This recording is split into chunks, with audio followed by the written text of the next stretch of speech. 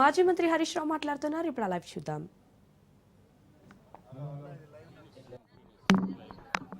రైతు సంఘాల ప్రతినిధులకు ముఖ్యంగా మాజీ మంత్రివర్యులు మీ అందరికీ సుపరిచితురాలు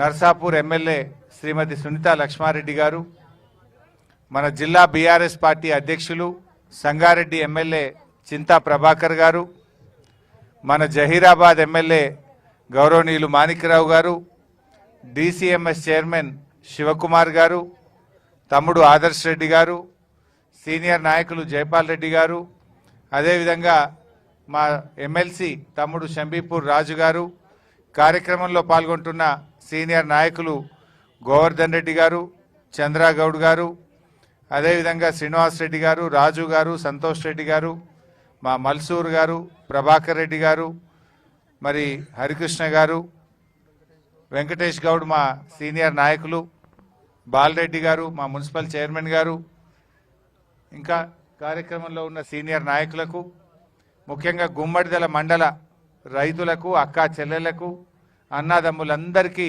పేరు పేరున నమస్కారం. మీరేమడుగుతున్నారు?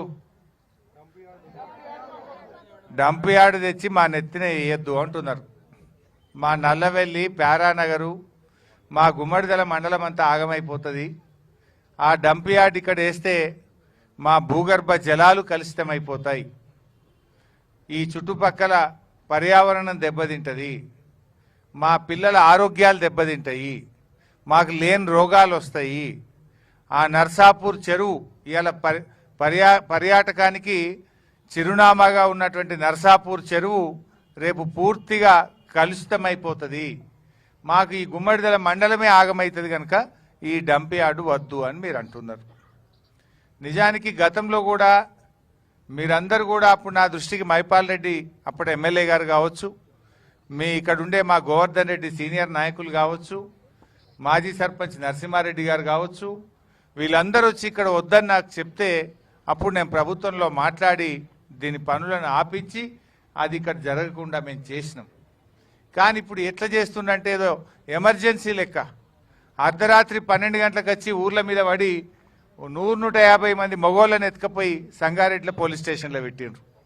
ఒకటేసారి దొంగలు ఊరి మీద పడ్డట్టు 1000 మంది పోలీసోళ్ళు, 400-500 టిప్పర్లు రాత్రికి రాత్రి పనులు చేసి ఈ మొత్తానికి ఈ డంప్ యార్డ్ను పెట్టేటువంటి ఒక కుట్రను ఈ కాంగ్రెస్ ప్రభుత్వం చేస్తూ ఉంది. మీరు ఎక్కడైనా ఊర్లు లేని కాడ, ప్రజలు లేని కాడ, ఎవరికి ఇబ్బంది లేని కాడ పెట్టాలి. ఇక్కడే మీరు ప్రజల్ని అడగలే, ప్రజల అభిప్రాయం తీసుకోలే. ఏమనంటే 2008లో రాజశేఖర రెడ్డి గారు ఉండగానే పెట్టినాం, అది అప్పటిదే 2008కేలు ఉన్నది అని చెప్పి కొత్త కథలు చెప్తున్నారు. ఇది ఎప్పటిదా అప్పటిదా, ఎవరు పెట్టినరు ఎందుకు పెట్టినరో కాదు, ప్రజల అభిప్రాయాలు కనుక్కోండి. గుమ్మడిదల రైతులు అంటే ఆదర్శవంతమైన రైతులు, బంగారం లాంటి పంటలు పండించే రైతులు సంగారెడ్డి జిల్లాలో గుమ్మడిదల రైతులు. ఇక్కడ కూరగాయలు కానీ, పండ్లు కానీ, పాలు కానీ ఇక్కడ అద్భుతంగా మంచి పంటలు తీసేటువంటి రైతులు ఉన్నారు. 6 కాలం కష్టపడే మంచి రైతులు ఉన్నారు. ఇవాళ ఈ రైతులందరూ ఏం కోరుకుంటున్నారంటే మా నెత్తిన ఈ డంప్ యార్డ్ పెట్టకండి, మా ప్రజల్ని బతకనియండి అని చెప్పి ఇక్కడ ప్రజలు కోరుకుంటా ఉన్నారు. అందువల్ల మేము ప్రభుత్వాన్ని డిమాండ్ చేస్తున్నాం, తక్షణమే ఈ డంప్ యార్డ్ను రద్దు చేయండి. ఇంకెక్కడన్నా దూర ప్రాంతంలో ప్రజలకు ఇబ్బంది లేని చోట ఈ డంప్ యార్డ్ను ఏర్పాటు చేయాల్సిన అవసరం ఉంది. రేవంత్ రెడ్డి వచ్చిన తర్వాత లగచర్ల చూసినాం, మొత్తం పోలీసు వాళ్ళని పెట్టి భూములు గుంజుకొని గిరిజన రైతులను జైళ్ళల్లో పెట్టి బలవంతంగా భూములు గుంజుకునే ప్రయత్నం చేసిండు. ఇప్పుడే మాణిక్యరావు గారు చెప్పినట్టు పచ్చటి పొలాలు ఉన్నటువంటి నేల్కల్లో అక్కడ కూడా ఫార్మాసిటీ పెట్టమని చెప్పి భూములు గుంజుకునే ప్రయత్నం చేస్తున్నారు. ఇవాళ మా గుమ్మడిదల మీద పడ్డారు. అయ్యా రేవంత్ రెడ్డి గారు, మా గుమ్మడిదలను మరో లగచర్ల చేయకండి, మా రైతులు ఎట్టి పరిస్థితుల్లో ఒప్పుకునే పరిస్థితులు లేరు. ఇప్పటికే 10 రోజుల నుంచి వివిధ రూపాల్లో ధర్నాలు చేస్తుండ్రు. అక్కడ ప్యారానగర్లో చేస్తుండ్రు, ఇక్కడ గుమ్మడిదలలో కూడా ధర్నాలు చేస్తున్నారు. ఎందుకోసం చేస్తున్నారు?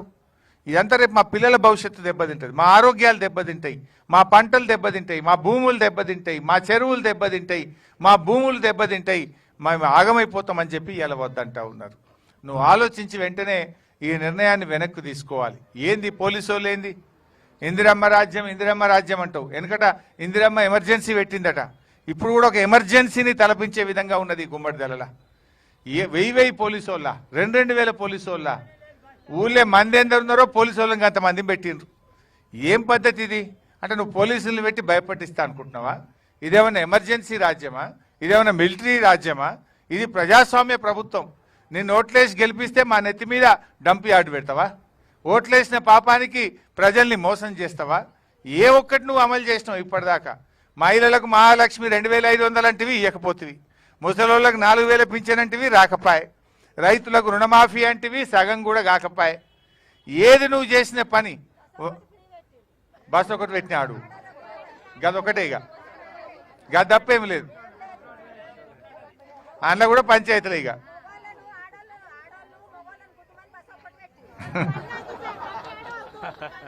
సో ఈ రకంగా ప్రజల్ని ఇబ్బంది పెడుతున్నావు. సో ఇప్పటికైనా మా గుమ్మడిదల అక్కా చెల్లెళ్ళు, అన్నదమ్ముళ్ళు, మా రైతుల అభిప్రాయాలను గుర్తుపెట్టుకొని తక్షణమే ఈ డంప్ యార్డ్ను ప్రజలకు ఇబ్బంది లేని చోట, గ్రామాలు లేనటువంటి చోట, రైతులకు ఇబ్బంది లేని చోట పెట్టాలి తప్ప ఇక్కడ ఈ గుమ్మడిదలలో ప్యారానగర్లో పెట్టొద్దని ప్రభుత్వాన్ని మేము కోరుతా ఉన్నాం. తప్పకుండా మీ యొక్క అంశాన్ని రేపు అసెంబ్లీలో కూడా మాట్లాడతాం. రేపు మళ్ళీ అసెంబ్లీ బడ్జెట్ సమావేశాలు స్టార్ట్ అవుతున్నాయి.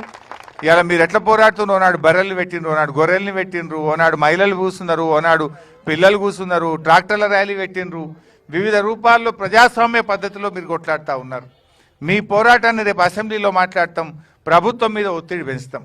ఎయిర్ ఫోర్స్ వాళ్ళు కూడా చెప్తున్నారు, ఇట్లా ఎయిర్ ఫోర్స్ ఉన్న కాడ 10 కిలోమీటర్ల చుట్టూలో డంప్ యార్డ్ పెట్టద్దు, మా విమానాలకు పక్షులు అడ్డం వస్తాయి, మాకు ఫ్లయింగ్ జోన్ ఎఫెక్ట్ అవుతుంది అని ఎయిర్ ఫోర్స్ అకాడమీ వాళ్ళు కూడా చెప్తున్నారు. ఎయిర్ ఫోర్స్ వాళ్ళు కూడా ఇక్కడ డంప్ యార్డ్ పెట్టొద్దు అని చెప్పి కలెక్టర్ గారికి లెటర్ ఇచ్చిండ్రు. మరి ఎయిర్ ఫోర్స్ వాళ్ళు పెట్టినా కూడా నువ్వు స్పందించవా? ఇవాళ ఈ గుమ్మడిదల వాళ్ళు అప్పుడే ఎయిర్ ఫోర్స్ దిండిగల్ అకాడమీ పెడితే వీళ్ళ భూములన్నీ పోయినాయి. ఆ రోజుల్లో 15,000 ఎకరాల భూములు పోయినాయి. ఆ ఎయిర్ ఫోర్స్ అకాడమీ పెట్టి అట్లా పరిశాన్ చేస్తుంది. ఇప్పుడు మళ్ళా డంప్ యార్డ్ పెట్టి ఉన్నోళ్ళను బతకనియకుండా ఇట్లా పరిశాన్ చేయబట్టింది. సో ఇప్పుడు ప్రజల అభిప్రాయం చూసినా, ఎయిర్ ఫోర్స్ అకాడమీ అభిప్రాయం చూసినా, ఏ రకంగా చూసినా డంప్ యార్డ్ ఇక్కడ పెట్టడం అనేది శ్రేయస్కరం కాదు. ఆలోచన విరమించుకోండి, మీ టిప్పర్లు వాపస్ తీసుకోండి, మీ పోలీసు వాళ్ళందరినీ కూడా వెనక్కు తీసుకొని ఇక్కడ ప్రజాస్వామ్య పద్ధతుల్లో ప్రజల ఆలోచనల్ని గౌరవించాలని చెప్పి కూడా ఈరోజు మేము డిమాండ్ చేస్తూ ఉన్నాం. ఇప్పటికైనా నువ్వు కళ్ళు తెరవక మొండిగా పోతే మాత్రం నీకు తగిన శాస్తి తప్పదు. రేపు మరి నువ్వేం శాశ్వతం కాదు, నువ్వేం పర్మనెంట్ కాదు. కానీ ఇట్లా నువ్వు నీ చేతుల అధికారం ఉందని పోలీసు వాళ్ళని పెట్టో, మిలిటరీని పెట్టో బలవంతంగా పనిచేయదు. కోర్టు ఆర్డర్ ఇచ్చింది కదా, కోర్టు ఆర్డర్ ఇచ్చినాక బుద్ధి రాదా నీకు? హైకోర్టు చెప్పినాక కూడా పనులు ఎట్లా కొనసాగిస్తావు? హైకోర్టు పనులు ఆపండి అని చెప్పింది. ఒక్కసారి కాదు 2 సార్లు చెప్పింది. ఇవాళ కోర్టు చెప్పిన తర్వాత మీరు పనులు ఎట్లా ఎందుకు ఆపరు? పనులు ఎట్లా కొనసాగిస్తారు? మీరు ఇంకా బోర్లు వేస్తున్నారు అక్కడ, ఇంకా రోడ్లు వేస్తున్నారు అక్కడ. ఎట్లా రోడ్ వేస్తారు? హైకోర్టు యాజ్ ఇట్ ఈజ్ ఆపండి, సర్వే చేయండి, ప్రజల అభిప్రాయాలు తీసుకోండి, ఈ ఎయిర్ ఫోర్స్ అకాడమీ ఇచ్చిన అభిప్రాయాన్ని దృష్టిలో పెట్టుకోండి అని కోర్టు చెప్పినాక కూడా మీరు ఇంకా కూడా రోడ్లు వేస్తూ ఉన్నారు. తక్షణమే ఆ రోడ్డు పనులు ఆపాలి. నేను అడుగుతున్న జిల్లా కలెక్టర్ గారిని, రేపు మీరే బాధ్యత వహించాల్సి ఉంటుంది. రేపు కోర్టు నిన్నే హైకోర్టుకు పిలుస్తుంది. రేపు కలెక్టర్గా హైకోర్టు ఆర్డర్ను అమలు చేయకపోతే ఆ బాధ్యత కలెక్టర్ గారి మీదనే ఉంటుంది. నేను హెచ్చరిస్తా ఉన్న సంగారెడ్డి జిల్లా కలెక్టర్ను, హైకోర్టు ఉత్తర్వులను గౌరవించండి, ఆ రోడ్డు పనులను వెంటనే ఆపాలని చెప్పి నేను జిల్లా కలెక్టర్ గారిని హెచ్చరిస్తా ఉన్నా. అదేవిధంగా జిహెచ్ఎంసీ కమిషనర్ గారు, రేపు మీరు కూడా రెస్పాన్సిబుల్ అవుతారు. బలవంతంగా మీరు పనులు జరిపి ఈ ప్రజల్ని ఇబ్బంది పెట్టద్దు. రేపు హైకోర్టులో మీరు బోన్లో నిలబడాల్సిన పరిస్థితి వస్తుంది.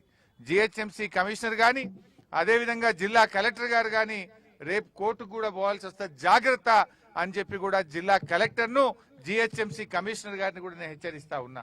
కోర్టు ఉత్తర్వులను గౌరవించండి, దయచేసి రోడ్డు పనులు ఆపండి. ఇక్కడున్న టిప్పర్లను, పోలీసు వాళ్ళందరినీ కూడా వెనక్కు తీసుకొని పోవాలని చెప్పి కూడా నేను ఈ సందర్భంగా కోరుతా ఉన్నా. ఈ రకంగా మీరు ఇంకా ఇబ్బంది పెట్టే పని చేయకండి. ఇవాళ మహిళలు, ఇంతమంది మహిళలు ఎవరో చెప్తేనో, రాజకీయ పార్టీ చెప్తేనో వస్తే ధర్నా చేసిన వాళ్ళు కాదు. స్వచ్ఛందంగా ఈ మహిళలందరూ కూడా తమ భవిష్యత్తు కోసం, తమ పిల్లల భవిష్యత్తు కోసం మాకు ఈ డంప్ యార్డ్ వద్దని చెప్పి కొట్లాడుతూ ఉన్నారు.